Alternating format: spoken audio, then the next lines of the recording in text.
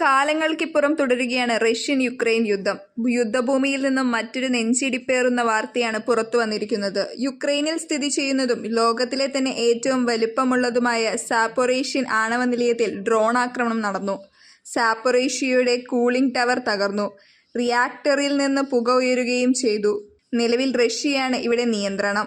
തീപിടുത്തം 3 മണിക്കൂർ നീണ്ടുനിന്നു. ആക്രമണത്തിൽ ഉത്തരവാദിത്തം ഏറ്റെടുക്കാതെ റഷ്യയും യുക്രൈനും പരസ്പരം പഴിചാരി. യൂറോപ്പിലെ ഏറ്റവും വലിയ ആണവ നിലയമായ സാപ്പൊറീഷ്യൻ ഡിനിപ്രോ നദിക്കരയിലാണ് സ്ഥിതി ചെയ്യുന്നത്. ഷെല്ലിംഗ് നേരത്തെയും നിലയത്തിനടുത്ത് നടന്നിട്ടുണ്ട്. യുക്രൈനും റഷ്യയും ഇക്കാര്യത്തിൽ പരസ്പരം ആരോപണം ഉന്നയിക്കാറുമുണ്ട്. 6 റിയാക്ടറുകളുള്ള വമ്പൻ ആണവ നിലയമാണ് സാപ്പൊറീഷ്യ. ഷെല്ലിംഗ് മൂലം സാപ്പൊറീഷ്യയിലെ 2 കെട്ടിടങ്ങൾക്കും കേടുപാടുകൾ റിപ്പോർട്ട് ചെയ്തിട്ടുണ്ട്. ജല ട്രീറ്റ്മെന്റ് പ്ലാന്റുകൾ, റിപ്പയർ ഷോപ്പിംഗ്, പൈപ്പ് ലൈനുകൾ തുടങ്ങിയവ അടങ്ങിയതാണ് നിലയം. ലോകത്തിലെ ഏറ്റവും വലിയ ആണവ നിലയമായ സാപ്പൊറീഷ്യയിൽ ആക്രമണം നടക്കുന്നത് ആശങ്കകരമാണെന്നാണ് രാജ്യാന്തര ആണവോർജ ഏജൻസിയുടെ അഭിപ്രായം. യുക്രൈനിൽ നടന്ന കുപ്രസിദ്ധമായ ആണവ ദുരന്തമാണ് ചെർണോബിൽ. 36 വർഷം മുമ്പാണ് ഇത് സംഭവിച്ചത്. എന്നാൽ ചെർണോബിൽ നിലയം പോലെ ഒരു പഴഞ്ചൻ രൂപകൽപ്പന സാപ്പൊറീഷ്യയിലുള്ളത്.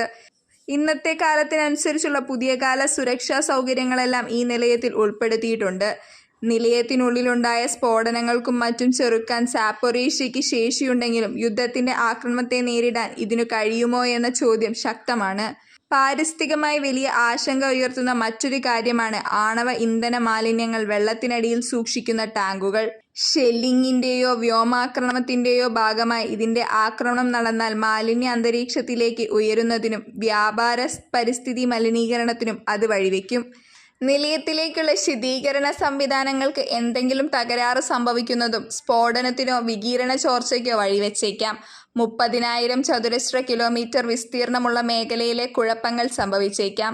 ചോർണോബിലെ സംഭവത്തിന്റെ 10 മടങ്ങ് തോതുള്ള നശീകരണമാകും ഇതിന്റെ ഫലം.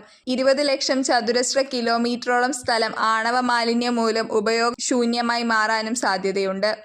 ലോകത്തിലെ ഏറ്റവും വലിയ ആണവ ദുരന്ത സ്മരണകൾ നിലനിൽക്കുന്നതാണ് യുക്രൈനിലെ ചോർണോബിൽ ആണവ നിലയം. ഈ നിലയവും റഷ്യൻ സേനയുടെ മുന്നിൽ കീഴ്പ്പെട്ടിരുന്നു. 4 പതിറ്റാണ്ട് മുമ്പ് സംഭവിച്ച ലോകത്തിലെ ഏറ്റവും വലിയ ആണവ ദുരന്തമായ ചോർണോബിൽ സംഭവത്തിന്റെ അപകടകരമായ വസ്തുതകൾ ഇന്ന് വഹിക്കുന്ന സ്ഥലമാണ് ചോർണോബിൽ. യുക്രൈൻ സോവിയറ്റ് യൂണിയന്റെ ഭാഗമായി റിപ്പബ്ലിക്കിനായി നിന്ന 1986-ലാണ് ചോർണോബിൽ വിസ്ഫോടനം നടന്നത്.